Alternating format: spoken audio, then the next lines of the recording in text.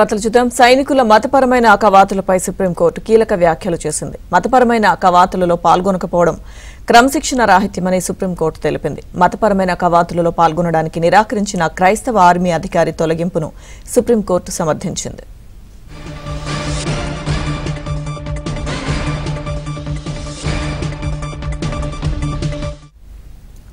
మతపరమైన కవాతులలో పాల్గొనడానికి నిరాకరించినందుకు భారత సాయుధ దళాల నుంచి శామ్యూల్ కమలేసన్ తొలగించారు. అయితే తన తొలగింపును ఢిల్లీ హైకోర్టులో తొలుత శామ్యూల్ సవాల్ చేశారు. శామ్యూల్ తొలగింపును ఢిల్లీ హైకోర్టు సమర్థించడంతో ఆయన సుప్రీంకోర్టుకు వెళ్లారు. దీనిపై ఇవాళ సీజేఐ జస్టిస్ సూర్యకాంత్ నేతృత్వంలోని ధర్మాసనం విచారణ చేపట్టింది. క్రమశిక్షణ కలిగిన దళంలో ఇలాంటి దుందుడుకు ప్రవర్తనకు అనుమతి లేదన్న సీజేఐ జస్టిస్ సూర్యకాంత్ శామ్యూల్ కమలేసన్ దాఖలు చేసిన పిటిషన్ను కొట్టివేశారు.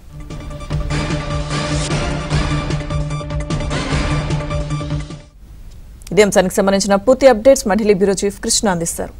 కృష్ణ, లక్ష్మీదుర్గ భారత సైన్యంలో వివిధ సందర్భాల్లో జరిగే మతపరమైనటువంటి పరేడ్లు కార్యక్రమాల్లో పాల్గొనడానికి క్రైస్తవ మతస్థుడైనటువంటి శామ్యూల్ కమలేసన్ నిరాకరించారు.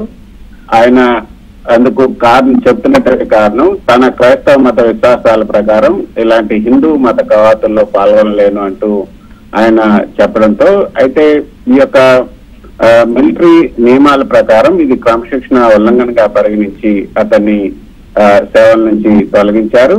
అయితే మతపరమైనటువంటి కవాతుల్లో పాల్గొనకపోవడం క్రమశిక్షణ చర్యలు తీసుకోవడానికి అర్హులే అంటూ సుప్రీంకోర్టు అదేవిధంగా ఢిల్లీ హైకోర్టు కూడా భావించింది.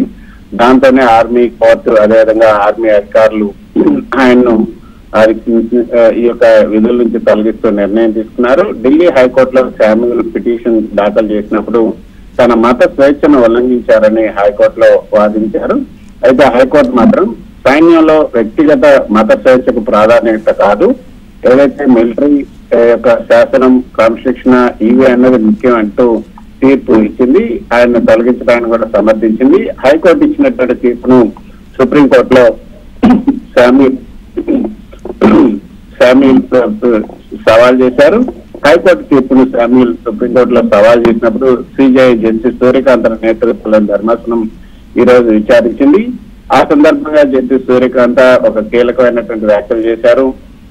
ఇలాంటి దుందుడుకు ప్రవర్తనకు అనుమతి లేదు, సైన్యంలో వ్యక్తిగత అభిప్రాయాలు మత స్వేచ్ఛల ఆధారంగా ఆదేశాలను తిరస్కరించలేదు, ఇవి హిందూ మత రీతులు కాకుండా రెజిమెంటల్ ట్రెడిషన్స్ గా వీటిని పరిగణించాలని కోర్టు స్పష్టం చేసింది. అందువలన ఇవి మత స్వేచ్ఛను ఉల్లంఘించవు. ఆర్మీ యూనిట్ కొహిషన్ అదేవిధంగా డిసిప్లైన్ కోసం కొన్ని ఆ సభ్యులు అందరూ కూడా పాటించాల్సిందే. ఒక్కరి కోసం ఒక ఎగ్జామ్షన్ కనుక ఇస్తే మొత్తం వ్యవస్థ దెబ్బతింటుంది. కాబట్టి శామ్యూల్ కమలేసన్ పిటిషన్ ను కొట్టివేస్తున్నామంటూ సీజీఐ పేర్కొంది. ఆర్మీ తీసుకున్నటువంటి తొలగింపు నిర్ణయం పూర్తిగా చెల్లుబాటు అవుతుంది. హైకోర్టు తీర్పు కూడా అదే విధంగా చెప్పింది. కాబట్టి హైకోర్టు తీర్పును మేము సమర్థిస్తున్నామంటూ శామ్యూల్ తిరిగి సైన్యంలోకి వచ్చే అవకాశం లేకుండా సుప్రీంకోర్టు ఈ రోజు ఒక తుది తీర్పును ఇవ్వడం జరిగింది.